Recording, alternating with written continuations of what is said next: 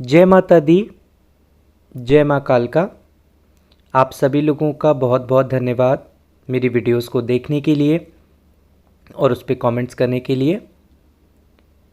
आज का विषय बहुत ही महत्वपूर्ण है और मुझे पूरी उम्मीद है कि आप सब लोग जानना चाहेंगे और स्पेशली जो हमारी युवा पीढ़ी है, यंगस्टर्स हैं या एम्प्लॉयज़ हैं, वो इस बात को जानने में बहुत ज़्यादा इच्छुक रहते हैं कि पूजा पाठ, भक्ति, प्रार्थना ये सब करके क्या हासिल होता है, क्या इम्पोर्टेंस है, क्या आवश्यकता है। आजकल के युग में जब हमने विज्ञान में इतनी तरक्की कर ली है, एक प्रश्न हम सब के आगे आया है और जिससे कहीं ना कहीं हमारी युवा पीढ़ी आज जूझ रही है और उन्हें उत्तर नहीं मिल रहा, और वो ये है, क्या पूजा पाठ ज़रूरी है या फिर हमें 10 मिनट, 15 मिनट, 1 घंटा पूजा करना ज़रूरी है, मंदिर जाना ज़रूरी है। और कुछ लोग तो ये भी पूछते पाए जाते हैं, क्या भगवान होते हैं? प्रश्न पूछना कोई अनुचित नहीं है और उनके प्रश्न इसलिए तर्कसंगत हैं क्योंकि हमें जो अपनी खुली आँखों से दिखता है हम उसी को सत्य मानते हैं। और विज्ञान भी ये कहता है, जब तक प्रमाण नहीं तब तक वो सत्य नहीं।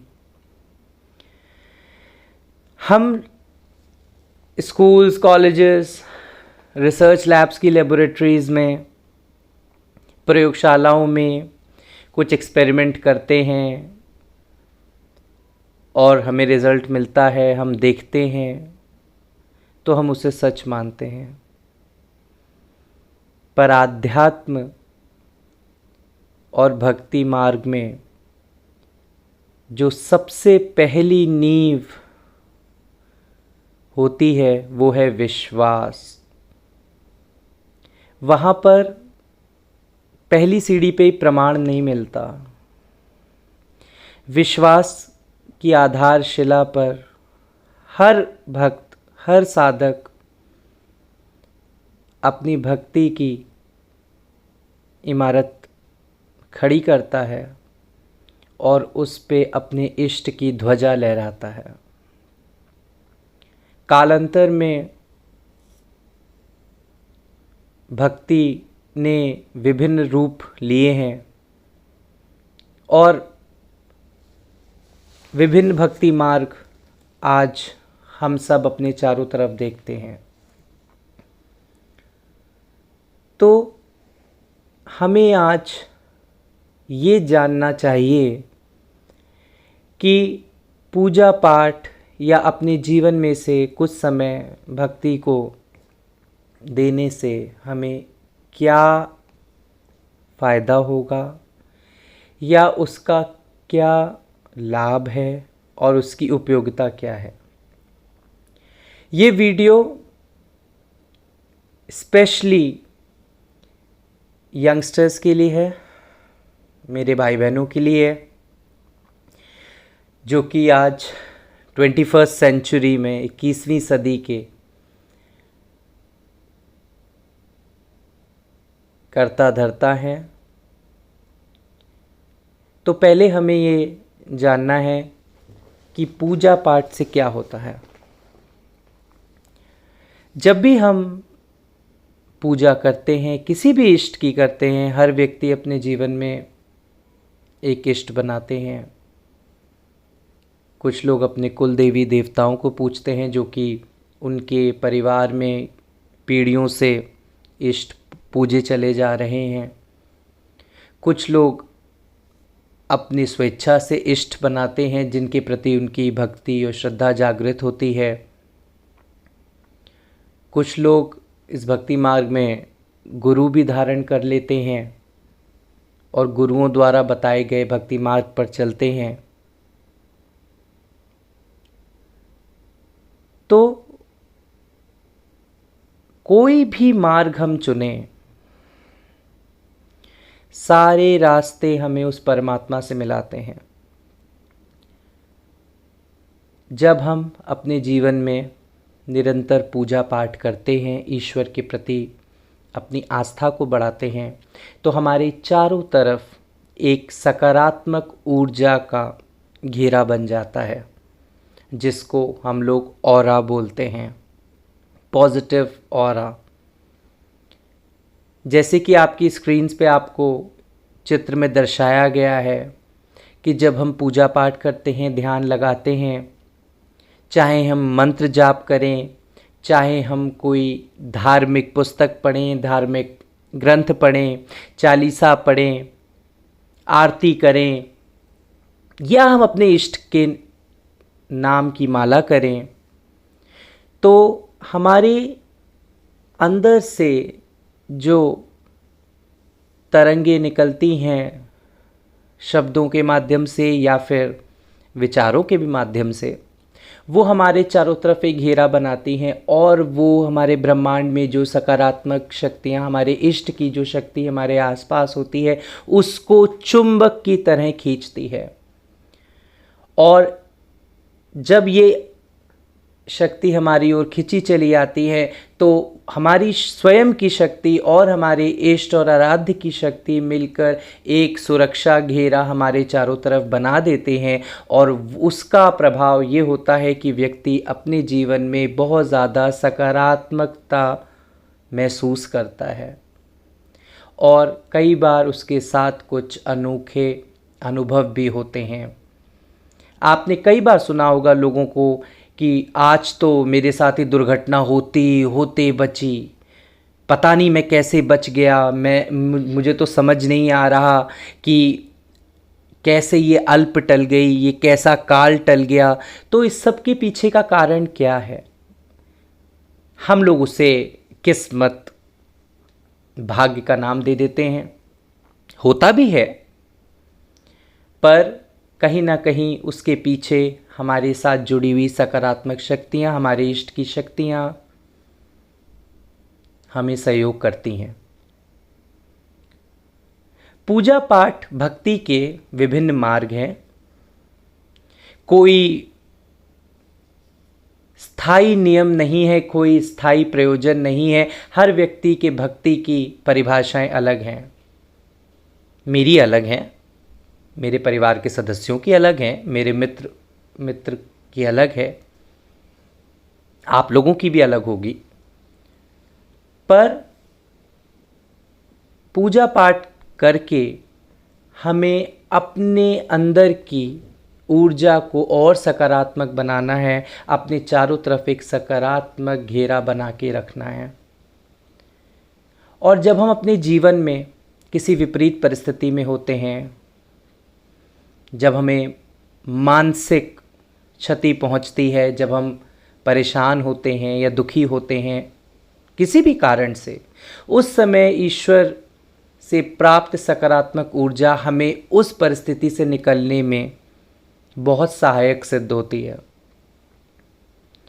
हमें पता भी नहीं चलता कि कब वो शक्ति हमें सहयोग कर रही होती है, और हम, क्योंकि हम मनुष्य हैं, इंसान हैं, तो हम उसे अपनी उपलब्धि मानकर उसका अभिमान भी कर लेते हैं।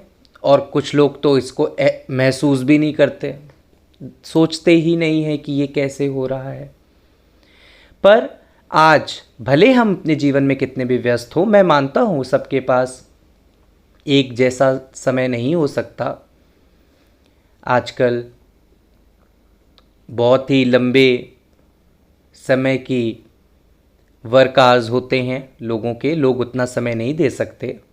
जो भी समय मिले, चाहे आप 5 मिनट करें, 10 मिनट करें, नियमबद्ध होकर निश्चित समय, निश्चित स्थान और निश्चित प्रक्रिया के द्वारा आप अपने इष्ट की, अपने आराध्य की भक्ति करें, पूजा पाठ करें। और आप करके देखिए, आपको अपने जीवन में स्वयं बदलाव दिखेंगे। आपके आपस के संबंध सुधरेंगे। आपके घर में अगर किसी प्रकार की नकारात्मक ऊर्जा है वो घर से जाएगी। आपके यहाँ अगर हारी बीमारी लगी रहती है तो उसमें आपको बदलाव दिखेगा। आपके कोई काम रुक रहे हैं वो बनने लगेंगे। आप कुछ जीवन में प्राप्त करना चाहते हैं लेकिन बहुत कोशिश करने के बाद भी आपको नहीं मिल पाता, आप नहीं हासिल कर पाते, तो आप स्वयं देखेंगे कि आपको कुछ ना कुछ बदलाव अपने जीवन में महसूस होने लगेगा।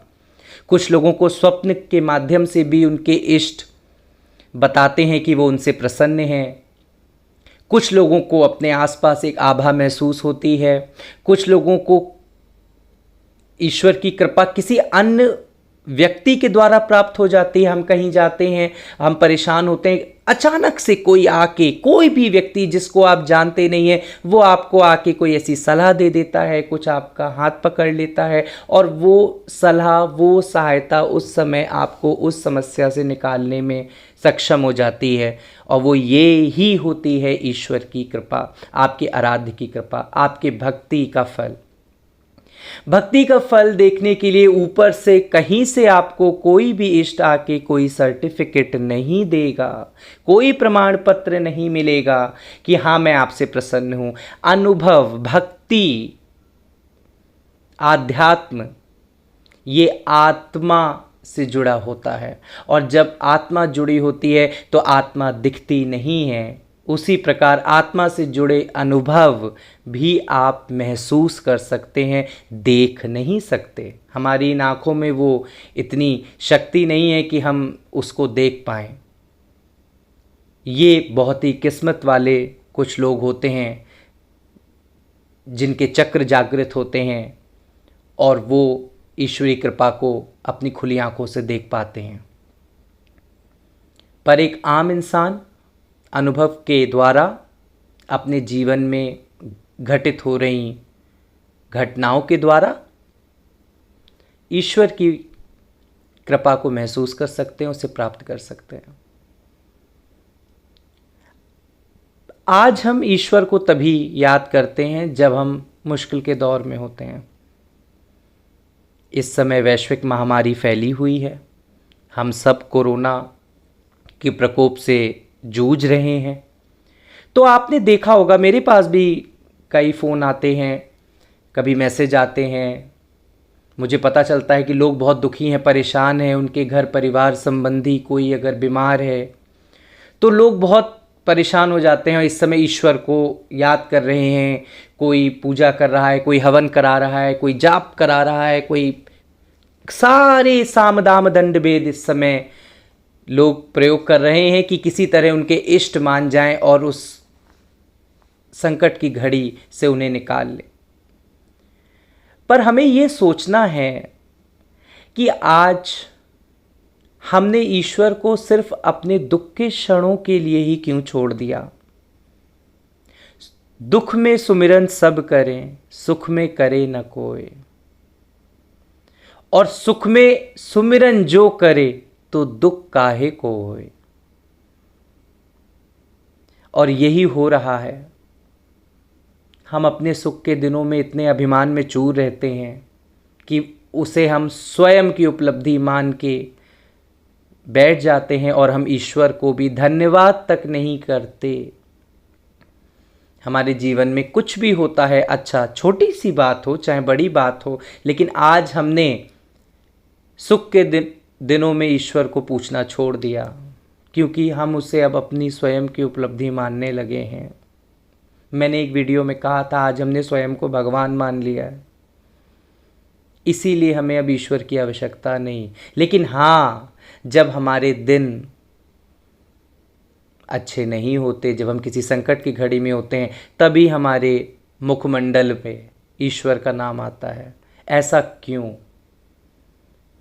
क्यों? ये तो वही बात हो गई ना कि जब आपको किसी से काम निकालना था तो आपने उसको पूछ लिया, जब आपका काम सही चल रहा है तो आपको उसकी मतलब नहीं। तो आज हम ईश्वर के प्रति भी कहीं ना कहीं स्वार्थी हो चुके हैं। तो हम सब लोगों को अपने जीवन में आध्यात्म के लिए भी समय निकालना है, थोड़ा ही सही, लेकिन प्रतिदिन आप अपने आराध्य की पूजा करें। कोई भी देव शक्ति हो, आप किसी भी धर्म से जुड़े हुए हों, आप पूजा करें, उनकी आराधना करें, जिस भी रूप में, जिस भी प्रयोजन के द्वारा आप करना चाहते हैं, और उनको हर क्षण साथ रखें। सिर्फ दुख के क्षणों के लिए ना छोड़ें, सुख में भी सुमिरन करें ताकि दुख ना देखना पड़े।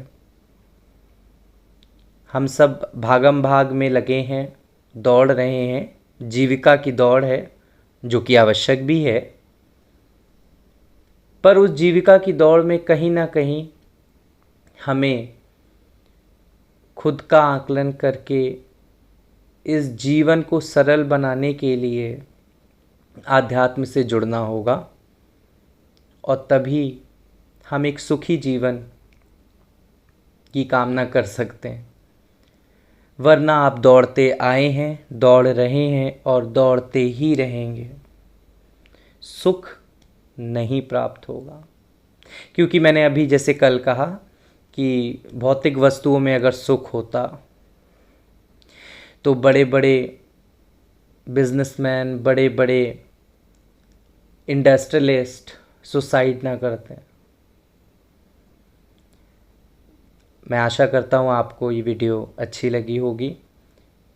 प्लीज़ मेरे चैनल को सब्सक्राइब करें, शेयर करें, ताकि ज़्यादा से ज़्यादा लोग मेरे चैनल से जुड़ सकें और शायद आपकी एक छोटी सी कोशिश किसी के काम आ सकती है।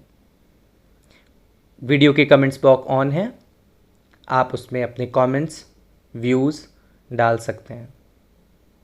जय माता दी।